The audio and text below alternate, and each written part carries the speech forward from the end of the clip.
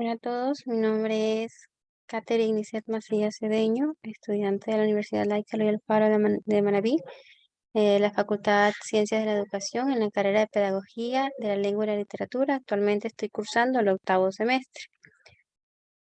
Hoy voy a compartir acerca del portafolio digital que he elaborado con respecto a la materia escenario de evaluación de la competencia comunicativa a nivel intermedio, que está a cargo de la docente magíster Rosy Alarcón.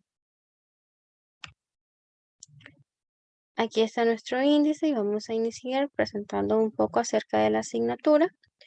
Este es el nombre de la asignatura. Aquí tenemos las horas de aprendizaje práctico experimental, autónomo, el aprendizaje en contacto con el docente y el total de horas. Los créditos que aporta y la unidad de organización curricular, que es integración curricular. Todo esto sacado desde el sílabo de la materia. Descripción de la asignatura. Las unidades curriculares que contiene esta asignatura, según el programa del sílabo, es la evaluación basada en competencias, donde se revisó en primera instancia el encuadre del programa del sílabo de la asignatura. Los siguientes temas a ver fueron la definición, importancia, ventajas de la evaluación por competencia para la enseñanza y aprendizaje, las estrategias y los instrumentos de evaluación desde el enfoque formativo, las estrategias evaluativas de la competencia en un entorno virtual de aprendizaje. Aquí entran las tipologías de actividades y recursos, los ejemplos de escenarios y herramientas de usos para la docencia, blog, y ejemplos de escenarios y herramientas de usos para la docencia, wikis, webquests y generación de pruebas. La segunda unidad, proceso de evaluación de la competencia comunicativa, incluye los temas de generalidades y tipos de competencias comunicativas. Allí ingresa la comunicación oral y la presentación eficaz de ideas, el pensamiento crítico, generalidades, modos y actividades orientados a desarrollar el pensamiento crítico. Tenemos análisis de materiales, debates y controversias. La primera, evaluación parcial y socialización de calificaciones. En el proceso de evaluación de la competencia literaria, vimos la evaluación de la competencia lectoliteraria, actividades de anticipación o prelectura, de decodificación, de interacción lectora, estrategias de precomprensión, formulación de expectativas, la comprensión, la interpretación. El microrrelato como recurso didáctico en el desarrollo de la competencia literaria, su origen y características. Y en la última unidad curricular, que es el proceso de evaluación de la competencia pragmática, tenemos el portafolio como técnica para la evaluación del aprendizaje, criterios para la evaluación del portafolio, procesos claves en el desarrollo de portafolios, procesos de aprendizaje, autoevaluación, autovaloración y desarrollo metacognitivo. Enseñar y aprender en un entorno de simulación 3D en la educación superior, la formación por competencias en entornos simulados 3D en la educación superior, ejemplo de simulación de competencias digitales, situaciones de aprendizaje, buscar información, procesar la información, crear conocimiento nuevo y difundir el conocimiento. Y la próxima segunda evaluación parcial, socialización de calificaciones, y con esto habrá concurrido todas las unidades curriculares que se encuentran dentro del sílabo. Primer tema que analizamos fue la evaluación de competencias, que no, en la cual evaluamos las estrategias porque no tratamos solo de promover un aprendizaje, no se evalúa solo el resultado, sino que aquí se aplica el saber y el saber explicar cómo, además de saber demostrar, aplicar, actuar en función de relación de lo que sabe, saber mostrar, demostrar, actuar y hacer. Como dije, no estamos evaluando solamente el resultado final, sino todo el proceso.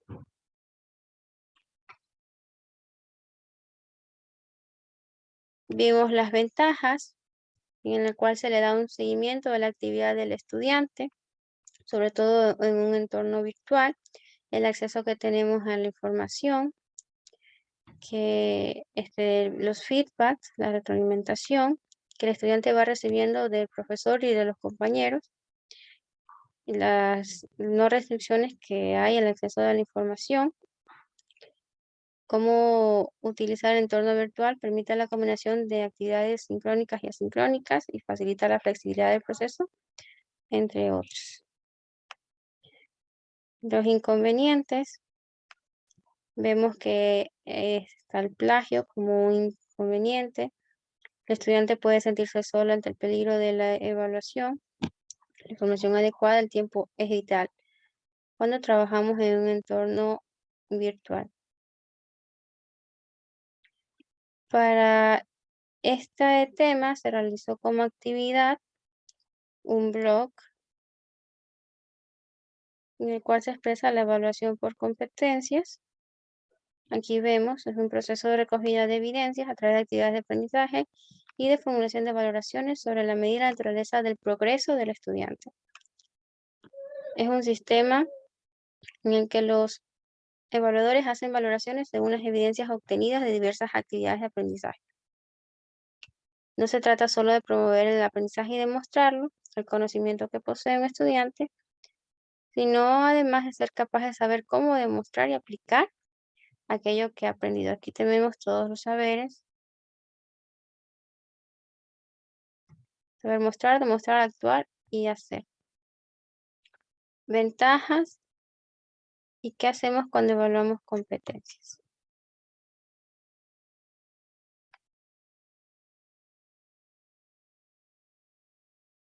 El siguiente tema que vimos eran los ejemplos de escenarios y herramientas para usos de la docencia. Aquí están las wikis, webkits y generación de pruebas. Estudiamos un poco acerca de Moodle. Aquí hay un poco de la descripción de su herramienta. Es una ayuda wiki, está disponible en castellano y la hemos llegado a conocer durante este semestre. JClick, aquí está el enlace, la descripción, también está en castellano y he tenido la oportunidad de trabajar con esta herramienta, entonces no es complicada, es muy conveniente, aunque para aplicarla se necesitan que el emisor y el receptor tengan la aplicación. Es la única desventaja que le encontré. Como taller en este tema, en esta semana tuvimos la elaboración de una wiki. En este caso, en Google Sites, evaluación por competencia, se realizó una wiki para hablar acerca del tema. Lo próximo que estudiamos fue la competencia comunicativa, como es la capacidad de una persona para comportarse de manera eficaz en una determinada comunidad del habla. Aquí vemos un conjunto de reglas en la que se incluye gramáticas, descripción lingüística, léxico, fonética, semántica, reglas del uso de la lengua. Es el intercambio, podemos ver que puede ser el intercambio de información, acontece en toda relación interpersonal. La expresión oral de ideas es la capacidad para expresarse con claridad, fluidez, coherencia y persuasión, empleando de forma pertinente los recursos verbales y no verbales. Pero también implica saber escuchar a los demás, respetando sus ideas y las convenciones de participación. Esto de acuerdo a González Fernández en 2007. Vimos los indicadores que nos permiten evaluar el desarrollo de las competencias: saber escuchar, expresar ideas con claridad, conversar con palabras, saber analizar, sintetizar y desarrollar el discurso. Ser capaz de revisar y optimizar su discurso en un tiempo determinado. Para que en el aula la comunicación oral sea efectiva, debe ajustarse a la realidad del alumno, ser específica, mantener la sincronización entre el tono de voz y el lenguaje corporal, es decir, la comunicación verbal y no verbal. Y escuchar la información del retorno. Aquí vemos el feedback, la retroalimentación. Por otra parte, conviene valorar cómo es el contenido de la información que transmitimos. Aquí vemos si el contenido es relevante, suficiente, adecuado y preciso. En este tema, como trabajo, se realizó una síntesis de esta competencia comunicativa y una rúbrica de evaluación. El tipo de comunicación oral que elegí en este caso fue la declamación y estas son las categorías que calificar. Que me dispuse a calificar: tono de voz, memorización, postura y movimiento, pronunciación y expresión.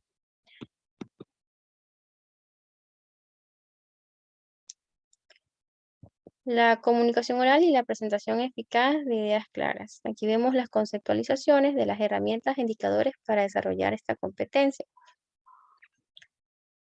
Estas serían la coherencia, cohesión, pronunciación, entonación, gesticulación, dominio, fluidez, volumen, timbre de voz, dicción, claridad y credibilidad. En este caso se realizó un trabajo en parejas que consistió en un video en el cual se estudió todos estos componentes, se buscaron las definiciones y un ejemplo de comunicación oral. En este caso, mi compañera y yo elegimos el debate. Para calificar este debate se elaboró la rúbrica correspondiente y al finalizar vimos si los estudiantes o los chicos que estaban participando cumplían con estos componentes y la calificación que les merecían ellos. Otro tema fue el pensamiento crítico, vimos generalidades de este, vimos que, bueno, estudiamos el pensamiento crítico, donde una persona es capaz de ofrecer una perspectiva u opinión sobre un determinado asunto, hecho, situación o información que recibe. Para esta tarea realizamos un trabajo grupal en el que se participó con un debate de controversia, con un tema que causara y que fuese interesante, llamativo, controversial, en el cual ambas partes pudiesen discutir, actuar sobre todo. Como tarea se realizó un video en el que se mostraba cómo aprender a analizar una noticia y utilizar el pensamiento crítico.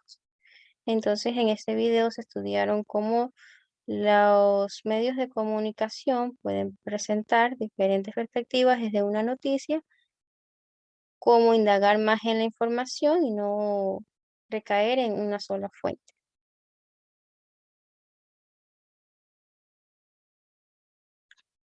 Modos y actividades orientados a desarrollar el pensamiento crítico. En estas tenemos reflexiones, ensayos, análisis de producciones, solución de problemas, casos, role-playing, evaluación a otros compañeros y autoevaluación.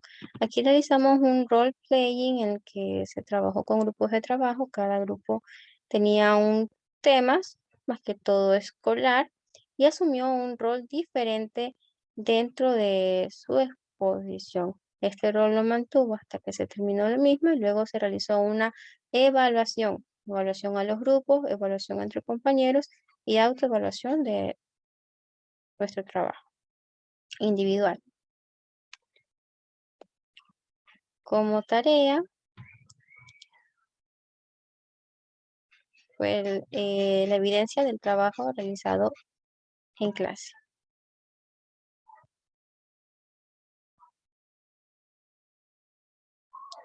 El siguiente tema que estudiamos fue la evaluación de la competencia lectoliteraria. Esto ya después de la evaluación de primer parcial, que fue una prueba, un cuestionario de opción múltiple, presencial. Aquí vemos cómo la lectura literaria es por su propia esencia un acto comunicativo en el que el lector se da cuenta de su capacidad y de su voluntad para participar de manera activa en el proceso lector. Estudiamos la fase de prelectura o anticipación lectora, la fase de codificación,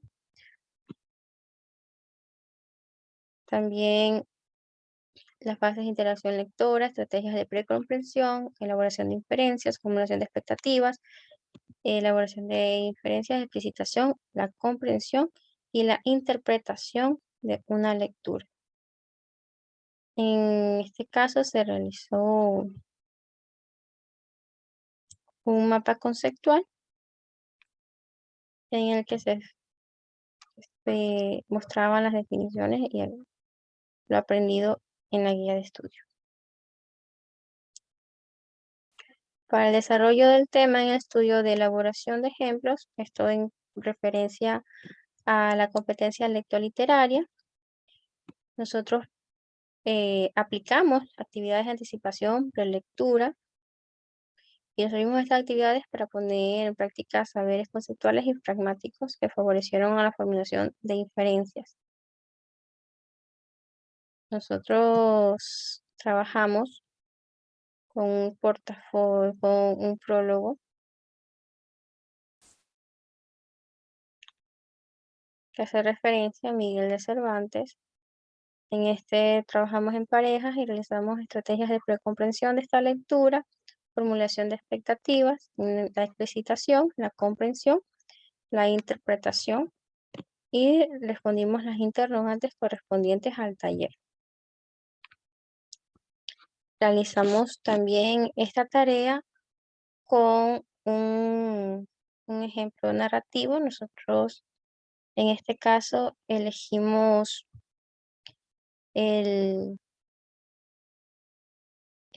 la lectura del Almohadón de Plumas de Horacio Quiroga, y otro ejemplo que también trabajamos fue El coronel no tiene quien le escriba. En este caso mi compañera no había leído la obra, yo respectivamente tenía conocimiento de la misma, entonces todas las cuestiones de prelecturas e inferencias las realizó ella.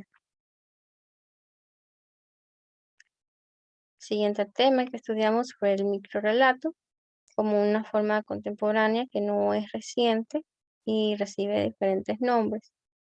El microrrelato lo vemos como un microcuento, un relato corto, algo pequeño.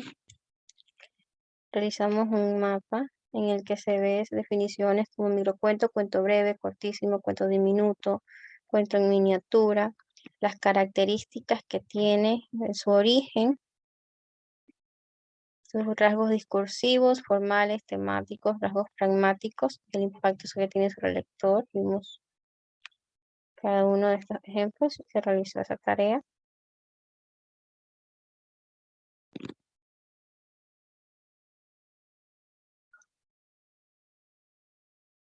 Continuando con el microrrelato, vemos que su principal característica es su brevedad, que no llega a más de 2 páginas, aunque lo más frecuente es que tenga solo una.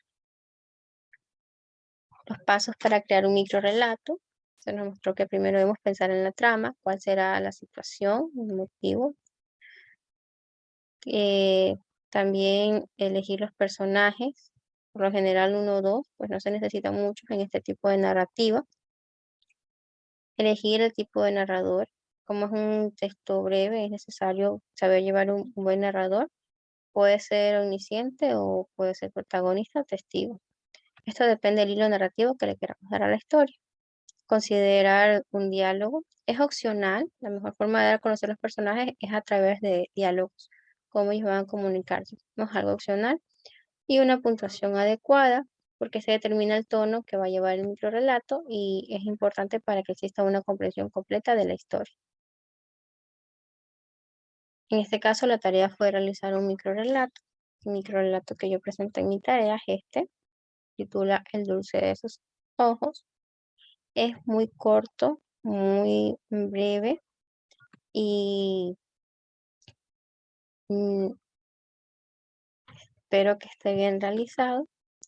Se trató de llevar los signos de puntuación, la brevedad, no redundar mucho y dejar, se estudia en el microrrelato que no existe como tal este inicio, desarrollo, un desenlace, sino que puede haber un final abierto o que sea llamativo para el lector.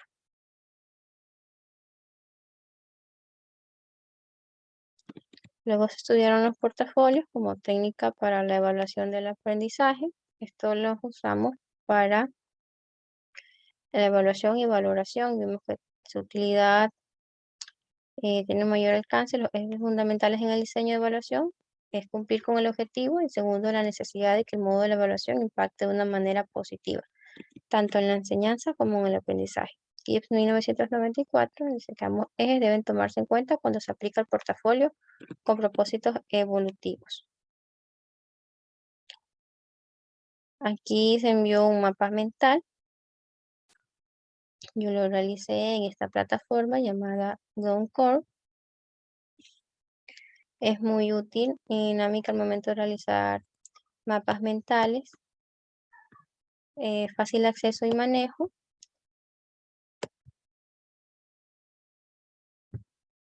Nos deja comprender. Ok, nos gusta seguir el hilo de los pensamientos que estamos plasmando en él.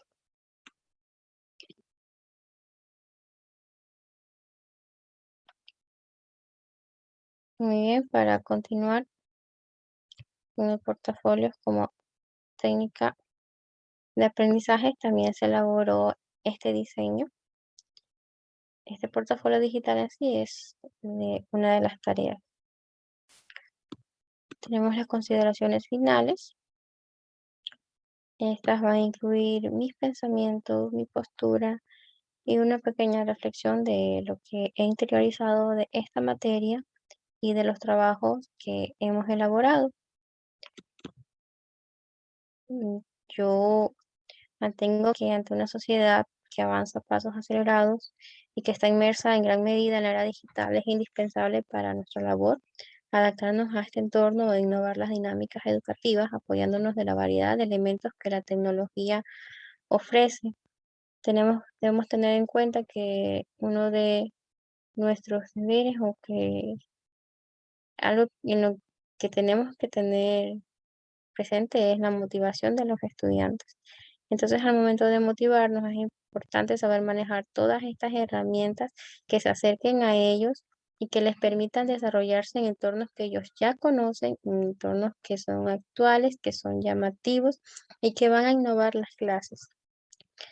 Esto para que haya dinámica dentro de la clase para salir de un entorno tradicional y rutinario y mantener un contacto personal y virtual de forma sincrónica o asincrónica con nuestros estudiantes, que es lo que hemos observado que estas plataformas pueden ofrecernos el momento de apoyarles, de ayudarles, cuando no nos encontramos de forma presencial.